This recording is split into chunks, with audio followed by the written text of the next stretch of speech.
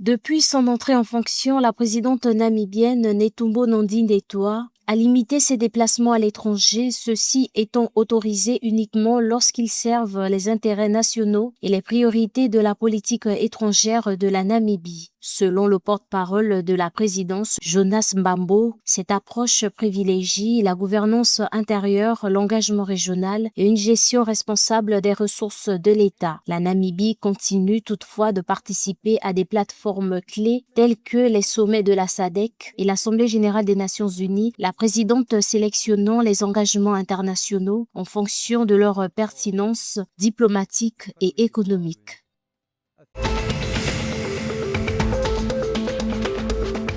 Le Mozambique et le Royaume-Uni ont signé un accord pour porter les investissements britanniques à 4,1 milliards de dollars. Cet accord signé par le ministre mozambicain Salim Vala et la baronne britannique Chapman de Darlington vise l'emploi, le développement durable et la coopération. Il prévoit des investissements dans les énergies propres, l'éducation, la santé, les infrastructures, la numérisation ainsi que des programmes de formation et de promotion de l'entrepreneuriat des jeunes. La baronne Chapman a également réaffirmé le soutien du Royaume-Uni au Mozambique dans sa reconstruction après les inondations.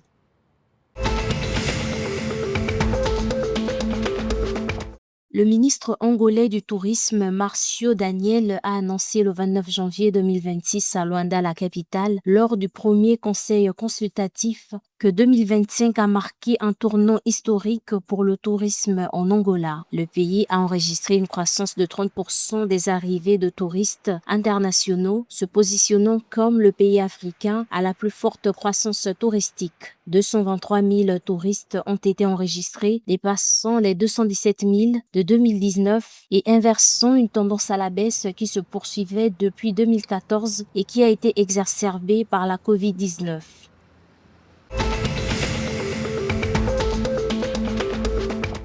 Les autorités sanitaires du Malawi sont préoccupées par la prévalence croissante du choléra avec plus de 50 cas confirmés depuis octobre 2025.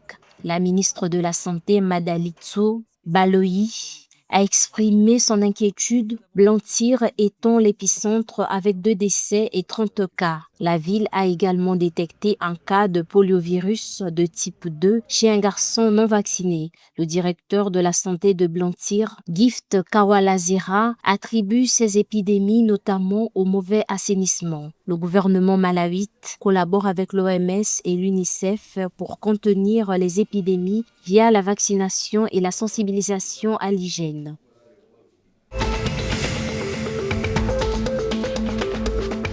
En Afrique du Sud, les caissières Chiefs ont pris la 2e place de la Betway Premiership suite à leur victoire 1-0 contre les Marumo Galants à Bloemfontein le 29 janvier 2026. Ce succès permet aux Amakosi d'atteindre 30 points en 15 matchs, ne les laissant qu'à 2 longueurs du leader. Le but décisif a été inscrit par l'international congolais Lilepo, auteur d'une frappe mémorable depuis la ligne de touche en milieu de seconde période. L'équipe technique se réjouit de cette victoire et du clean sheet réalisé sur un terrain qui s'est avéré particulièrement difficile à négocier cette saison.